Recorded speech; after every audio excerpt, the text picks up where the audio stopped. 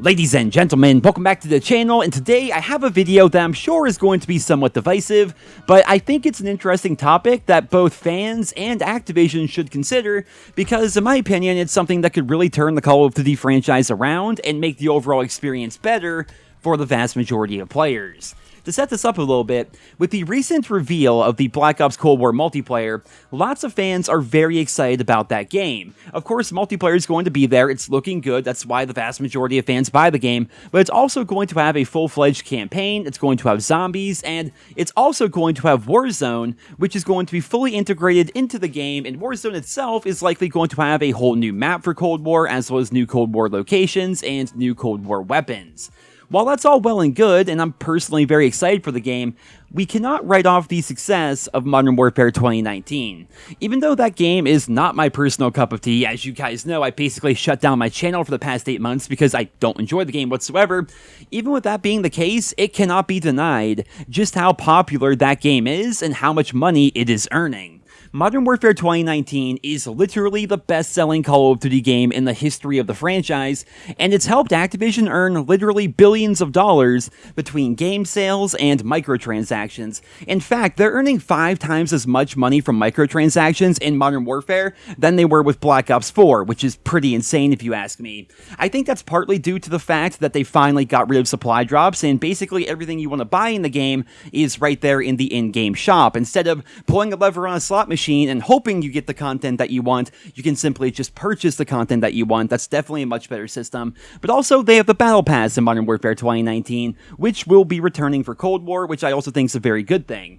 Now, regardless of my own personal opinion of Modern Warfare 2019, or anyone's personal opinion of the game, it's still a blockbuster, right? Modern Warfare 2019 is making money hand over fist. It's a runaway success, but at the same time, fans are also very excited for the next entry in the series with Black Ops Cold War.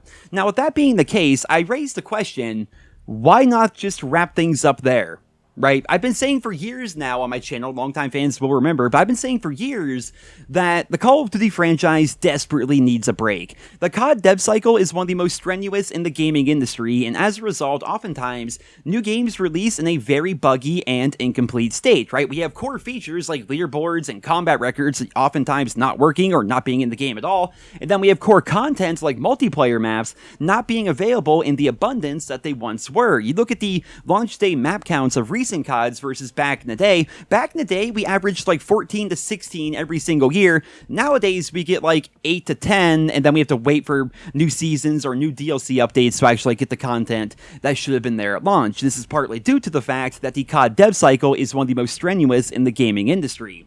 Now, by no means am I suggesting with this that Black Ops Cold War should be the final Call of Duty game ever. That would be dumb. I don't think anybody wants that. But I do think that perhaps it should be the final Call of Duty game for the next 2 years, maybe the next 3 years. I feel like Black Ops Cold War could last until 2022 or 2023, and if that were to happen, then Cold War, as well as Modern Warfare, could continue to be in the spotlight for years to come, with both games receiving a ton of in-game updates, new maps, new guns, new seasons, new battle passes, new in-game shop items, new content in general, and all of that could be integrated together via Warzone. That would be a really cool system in my opinion.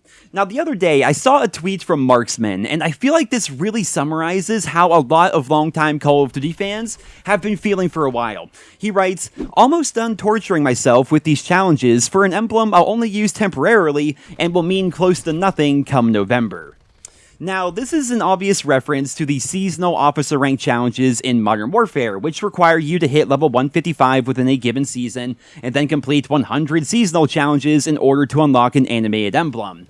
While I think it's fair to say that the emblem system is silly and should be replaced with a much more worthwhile reward, I think the point that he's making still stands. It's a point that fans have been making for years now, and it's that literally nothing you do in one Call of Duty game matters when the next Call of Duty game comes out. You spend all of that time grinding up dark matter or obsidian camo. You go to Prestige Master, right? You try to unlock the 100%er challenge. You unlock all the blue reticles for some reason. You do all of these things, and for what, right? Once the next game comes out, all that progress is basically for naught, and you'll never even use that stuff that you worked so hard for again, outside of occasionally going back to those games every now and then. But as COD fans, we all know we typically play the newer game, and once a new game is out, the older games basically become irrelevant outside of occasionally going back and playing them for a couple of hours. I think therein lies an inherent problem with the Call of Duty franchise. Now, obviously, one thing they can do is implement systems to allow you to carry your progress over from game to game. Like, for example, I 100% think that if you earned Damascus in Modern Warfare, you should have that camo available for all guns in Black Ops Cold War, and it should be available in every Call of Duty game going forward. I think that would be a really good system, but something else they could do is just stop with the annual release cycle for a little bit. I think that would actually be pretty good. Now, should this happen, I think fans would get invested in Call of Duty games in ways that we've never seen before, right? I know that when Treyarch announced and then subsequently lied about Black Ops 4 being a 3-year game, I went all in. I was super excited for that, right? I got Dark Matter, I got Prestige Master, I got 80 Star in Blackout, I got all the number skins for every specialist, I did the 100%er challenge in multiplayer. I was ready for that game to be the game, right? I was ready to be in there for the long haul, and then they stopped updating it 8 months into the game's life cycle. Whereas they said it was going to be a 36-month life cycle, it became an 8-month life cycle, and frankly, I was pissed because I love the idea of fans being able to pour their heart and soul into a Call of Duty game and be able to play that same game for years and years with continued updates, new content, and new things to do, all the while making the things that they worked for actually be worthwhile because they can use them for years and years and have them actually be relevant. Imagine a world where Black Ops Cold War comes out, and it's actually good and people enjoy it. We still have to wait for that, by the way. We're getting kind of ahead of ourselves here because the beta's not even out yet, but imagine a world where Black Ops Cold War comes out, and it's really good, and people like it, and for the next 2 or 3 years, that game receives tons of updates and tons of content alongside Modern Warfare 2019 and Warzone. The two main games could be connected via Warzone, and fans can choose which game maybe they want to invest most of their time into, or even just hop in between the two, depending on which one they feel like playing.